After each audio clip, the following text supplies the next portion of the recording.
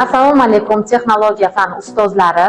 Bugungi darsimiz texnologiya fanining robototexnika asoslari yo'nalishi bo'yicha svetodiodni yoqib o'chirish mavzusi haqida qisqacha tanishib o'tamiz va amaliy mashg'ulotni bajaramiz. Robototexnika o'zi nima? Keling, bu haqda qisqacha ma'lumotga ega bo'lamiz. Robototexnika bu avtomatlashtirilgan texnik tizimlarni rivojlantirish bilan shug'ullanadigan va ishlab chiqarish uchun eng muhim texnik asos bo'lgan amaliy fandir. Robototexnikaning asosiy maqsadi inson faoliyatini yengillashtirish, xavfli yoki murakkab vazifalarni avtomatlashtirish orqali hal qilishdir. Xo'sh, biz robototexnikani nima uchun o'rganishimiz kerak degan savolga javob bersak, kelajak kasblariga tayyorlanish uchun robototexnika zamonaviy dunyoda eng tez rivojlanayotgan sohalardan biridir. Uni o'rganish orqali o'quvchilar va talabalar kelajakda talab yuqori bo'lgan mutaxassisliklarga ega bo'lishlari mumkin. Tanqidiy va mantiqiy fikrlashni rivojlantiradi.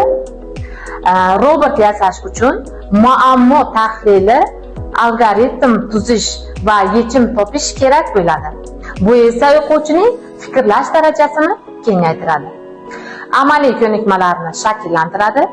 Robototexnikani o'rganish orqali elektrotexnika, dasturlash, mexanika kabi bir nechta fanlar amaliy jihatdan o'zlashtiriladi. Bu esa nazariyani hayotga tatbiq etish imkonini beradi. Bugungi amaliy mashg'ulotimizda svetofor dasturi asosida svetodiodlarni yoqib o'chirishni ko'rib chiqamiz. Amaliy ish jarayonimizni bajarishda quyidagi dasturdan foydalanamiz. Ya'ni dasturimizda 2, 3 va 4 pinlardan foydalanilgan. Demak, Arduino to'plamimizda maket platamizda svetodiodlarimizni ulab va 2 pinga, 3 pinga va 4 pinga svetodiodlarimizni ulab genede demak dasturda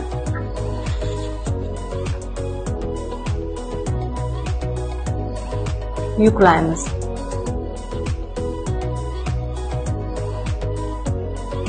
Dastur yuklandi, demak ish jarayoni bajarilyapti.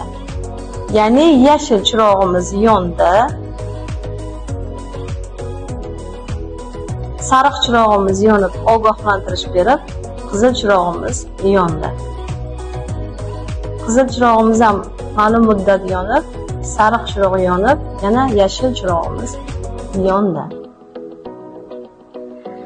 Bunday amaliy mashg'ulotlarni bajarishimizdan asosiy maqsad texnologiya darslarimizda o'quvchi yoshlarimizni jamoa bo'lib ishlash, kreativ fikrlash qobiliyatlarini va texnik ijodkorliklarni rivojlantirishda muhim rol o'ynaydi.